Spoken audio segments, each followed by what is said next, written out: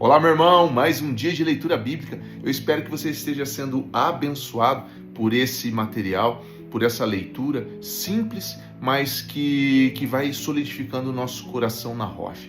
Deus te abençoe, assista até o final, que hoje eu creio que teve algumas revelações ali que pode fazer muita diferença na nossa relação com o nosso Pai e a nossa perspectiva de propósito. Um abraço, tchau, tchau.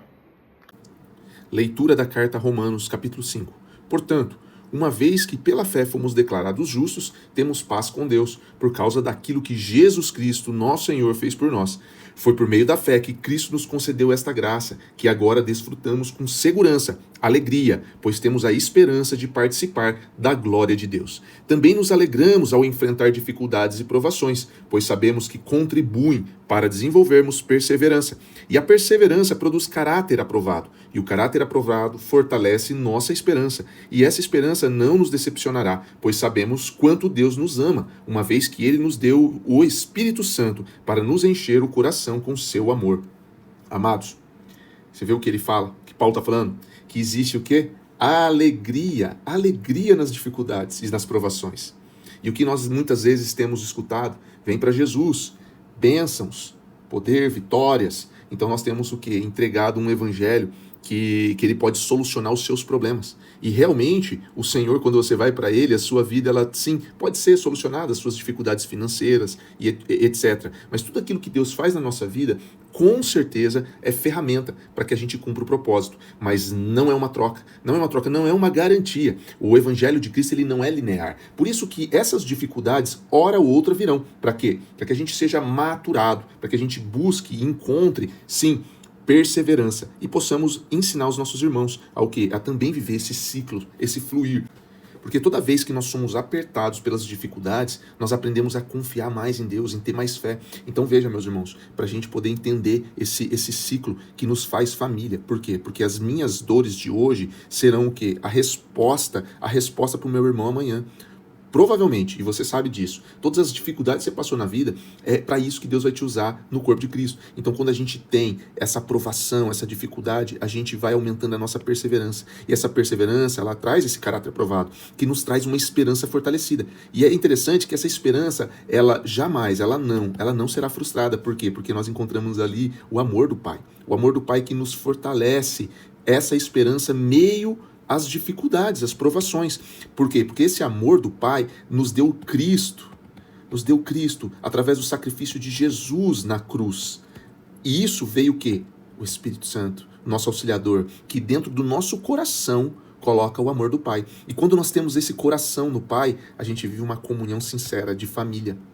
E essa família, ela se fortalece nas provações. Vamos ser sinceros, quando você passou os momentos mais difíceis da sua vida, quem estava do seu lado, meu irmão? Quem eu procurei? Os meus irmãos, a comunhão. Aqui na minha vida foi o Cássio. O Cássio sempre esteve na minha vida ali nos momentos mais difíceis, o meu pai, a minha mãe, meus irmãos, mas o Cássio era o cara que eu ligava, irmão, o chicote está estralando aqui, ora comigo. E ele lá orava e estava o quê? Comungando, vivendo esse evangelho. Por quê? Porque ele já tinha passado essas provações aqui e ele podia ser essa luz para mim. Por quê? Porque ele tinha experiência, ele já tinha perseverado naquilo e o seu caráter estava mais aprovado, mais amadurecido. Quanto mais nós amadurecemos, mais nós somos usados no corpo, porque nós vamos se tornando mais parecido com quem? Com Cristo. Nós vamos amadurecendo para chegar na glória. É lindo isso. Meus irmãos, continuando aqui. Verso 6. Quando estávamos completamente desamparados, Cristo veio na hora certa e morreu por nós, pecadores. É pouco provável que alguém morresse por um justo, embora talvez alguém se dispusesse a morrer por uma pessoa boa. Mas Deus nos prova seu grande amor, seu grande amor, ao enviar Cristo para morrer por nós, quando éramos pecadores. E uma vez que fomos declarados justos por seu sangue, certamente seremos salvos da ira de Deus por meio dele. Meu irmão, nós estamos sendo salvos o quê? Do diabo? O diabo não é um problema, meu irmão. Quando você está em Deus, você está em Cristo, quando você tem fé, a fé em Cristo, o seu sacrifício, você está coberto com o sangue de Jesus, o diabo, ele sucumbe à nossa autoridade. Mas, meu irmão, o que Jesus fez foi nos livrar e nos salvar da ira de Deus por conta dos nossos pecados. Meu irmão, aquele cálice da ira de Deus que Cristo bebeu, aquele era o peso real. Então que a gente possa lembrar disso. Verso 10. Pois se quando éramos inimigos de Deus, nosso relacionamento com ele foi restaurado pela morte de seu filho, agora já estamos reconciliados. Certamente seremos salvos por sua vida. Agora, portanto, podemos nos alegrar em Deus, com que fomos reconciliados por meio de nosso Senhor Jesus Cristo. Meu irmão, você está vendo aqui o que nós éramos? Nós éramos inimigos de Deus. Por quê? Porque nós íamos totalmente contra tudo aquilo que Ele nos criou para ser, a nossa natureza. O seu amor em nos criar foi negligenciado, foi desonrado, foi deixado de lado para que a gente vivesse o quê? Por nós mesmos, pelos nossos próprios desejos. Verso 12. Quando Adão pecou, o pecado entrou no mundo, e com ele a morte, que se estendeu a todos, porque todos pecaram. É fato que as pessoas pecaram antes que a lei fosse concedida, mas, porque ela não existia, seus pecados não foram levados em conta. Mesmo assim, do tempo de Adão até de Moisés, todos morreram, incluindo os que não desobedeceram a uma ordem explícita de Deus, como Adão desobedeceu. Na verdade, Adão é um símbolo, uma representação daquele que ainda haveria de vir. Mas há uma grande diferença entre o pecado de Adão e a dádiva de Deus, pois o pecado de um único homem trouxe morte para muitos. Ainda maior, porém, é a graça de Deus e sua dádiva que veio sobre muitos por meio de um único homem, Jesus Cristo. O único homem, meu irmão. O próprio Deus se fez homem para nos livrar da ira do Pai. Verso 16, e o resultado da dádiva de Deus é bem diferente do resultado do pecado de um único homem, pois enquanto o pecado de Adão levou à condenação, a dádiva de Deus nos possibilita ser declarados justos diante dele, apesar de nossos muitos pecados. A morte reinou sobre muitos por meio do pecado de um único homem. Ainda maior, porém, é a graça de Deus e a sua dádiva de justiça, e todos que a receberam reinarão em vida por meio de um único homem, Jesus Cristo. É verdade que um só pecado de Adão trouxe condenação a todos, mas um só ato de justiça de Cristo removeu a culpa e trouxe a vida a todos. Meu irmão, removeu a culpa. Nós vivemos sempre na culpa, sempre acreditando que não estamos fazendo o suficiente para ser digno, mas o Senhor está dizendo aqui que através da justificação de Cristo nós já tivemos a culpa removida. Não permitamos que o inimigo coloque de novo essa culpa em nosso coração. Por causa da desobediência a Deus de uma só pessoa, muitos se tornaram pecadores. Mas por causa da obediência de uma só pessoa a Deus, muitos serão declarados justos. A lei foi concedida para que todos percebessem a gravidade do pecado. Mas, à medida que o pecado aumentou, a graça se tornou ainda maior. Portanto, assim como o pecado reinou sobre todos e os levou à morte, agora reina a graça, que nos declara justos diante de Deus e resulta na vida eterna por meio de Jesus Cristo, nosso Senhor. Irmãos, toda essa comparação que Paulo faz entre Adão e Cristo é justamente para nos trazer essa visão de quanto terrível foi o pecado de um homem e sim a beleza, a grandiosa graça do homem Jesus que se sacrificou, tomou sobre si a ira de Deus para que nós pudéssemos o quê? Ser declarados justos, para que não existisse mais culpa. Então eu quero trazer para você uma perspectiva aqui um pouco diferente. Olha o que o diabo pergunta para a mulher. Deus realmente disse que vocês não devem comer do fruto de nenhuma das árvores do jardim? Podemos comer do fruto das árvores do jardim, respondeu a mulher. Ela disse, é só do fruto da árvore que está no meio do jardim que não podemos comer. Deus disse, não comam e nem sequer toquem no fruto daquela árvore. Se o fizerem, morrerão. Veja, irmãos, se só estava Deus e o homem nessa conversa, onde ele fala, ele dá a instrução que não é para comer do fruto. Como que o diabo sabe disso? Como que o diabo está sabendo disso e ainda pergunta se é verdade para a mulher? Ah, ele estava lá, se fez espírito e Deus não percebeu ele lá? Meu irmão, Deus permitiu que o diabo ouvisse, ou o próprio Deus fez como fez lá com Jó. E você viu lá, ó, falei para eles não comer. Por quê? Porque justamente o diabo, ele acusa Deus de ser o quê? Controlador e autoritário. E o diabo, ele quer testar a Deus. Quando ele quer testar a Deus, ele quer testar a sinceridade daqueles que são chamados filhos, ele faz o quê? Ele nos coloca à prova para testar o quanto realmente nós somos filhos por livre vontade e não por troca, não por interesse. Então foi isso que o livro de Jó nos trouxe, essa perspectiva. O diabo está nos tentando, por quê? Porque ele está confrontando a Deus o tempo todo. Ele não pode, em poder, em autoridade, contra o Criador, mas ele tenta desconstruir a verdade do amor sincero, de família. Então veja o que o diabo está fazendo com você, comigo, o tempo todo. Ele quer desconstruir, quer nos destruir, sim, mas ele quer mostrar para Deus que nós não o amamos com sinceridade. Então toda vez que nós queremos salvar a nós mesmos, nós estamos o quê? Sendo anticristo. Veja a continuação do texto. É claro que vocês não morrerão. E ele contou uma mentira aqui, meu irmão? Não.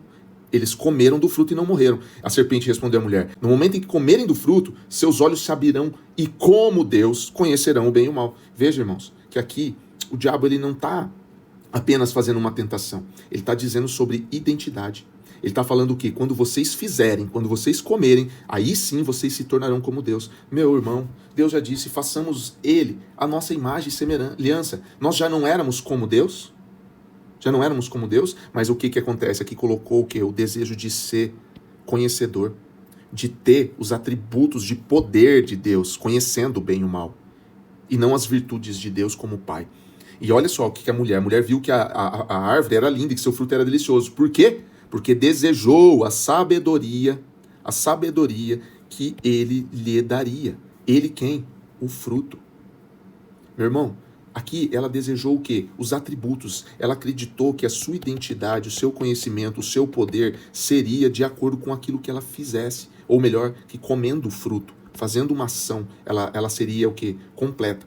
Então veja que depois ela deu ao homem. Agora vemos aqui o que o diabo fez e o que ele propôs para Jesus. Para Jesus, lá no deserto. Veja, se você é filho de Deus, ordene que essas pedras se transformem em pães. Você está vendo? Ele está novamente aqui falando que qual é a sua identidade? Você é mesmo filho de Deus? Para você provar que você tem identidade, que você é filho de Deus, você tem que usar o teu poder. Ele não estava falando aqui que Jesus não tinha o poder. Ele sabia que tinha, ele sabia que era filho. Mas ele estava o quê? Colocando em xeque a sua identidade através do quê? De um serviço. Ou da manifestação do seu poder. É isso que o diabo faz hoje na nossa igreja, meu irmão. Não estou dizendo nossa igreja, nossa congregação, mas estou falando na igreja de Cristo. O diabo faz a mesma coisa. Ele tenta condicionar a nossa identidade através do quê? Daquilo que a gente manifesta, daquilo que a gente faz, daquilo que a gente conduz. E Deus disse ao contrário, você já é a semelhança. E olha só na segunda tentação. Se você é o filho de Deus, salte daqui. Por quê? Porque Deus vai te salvar, Deus vai te proteger, Deus vai te dar bênção. Meus irmãos, é isso que o diabo faz o tempo todo. Ele nos condiciona ao quê? A colocar Deus à prova. Olha a terceira tentação. Eu lhe darei tudo isso, declarou. Basta ajoelhar-se e adorar-me. Quando nós vamos a Deus, sem a revelação que Ele é o nosso Pai, nós vamos acreditar que nós precisamos fazer para receber. Isso aqui é a mais básica ação de Satanás. Mas quando eu tenho a consciência e a revelação de que Deus é o meu Pai, eu o amo, eu o sirvo, eu me entrego na perspectiva de pai para Deus. Então eu entendo uma responsabilidade. E eu não lido mais e não vivo mais à medida do que eu faço para ser merecedor. Não, eu já recebi tudo. Não é uma linha linear daquilo que eu faço e recebo, mas sim daquilo que eu já recebi, do que eu já me tornei. E assim eu faço pelo que eu sou, e não por aquilo que eu recebo, ou aquilo que eu preciso me tornar. O diabo sempre vai dizer para nós que nós precisamos fazer, merecer, para provar, para ser digno, só então nós seremos. E Deus diz ao contrário, você já é. Qual é a sua identidade, meu irmão? Você está acreditando que para que você seja merecedor da afeição de Deus, das bênçãos de Deus, é porque você precisa fazer, servir para Ele? Aí eu quero te trazer de novo essa perspectiva aqui, ó. Deus, ele não está moldado a questões humanas. Ele está fixado em um plano de eternidade. E que a gente possa viver esse evangelho redentivo, esse evangelho que a gente não precisa provar nada para Deus. Para aquilo que nós fomos criados, na nossa natureza, as nossas virtudes dadas por Deus, a nossa vocação esteja solidificada na nossa identidade de filhos. Filhos, porque Jesus já fez tudo que tinha que ser feito para a nossa salvação. E agora, sendo salvos, nós nos tornamos também os filhos que conduzem os irmãos para Cristo, ensinando e mostrando e refletindo o quê? As virtudes e o amor de um pai. Forte abraço, até amanhã. Tchau, tchau.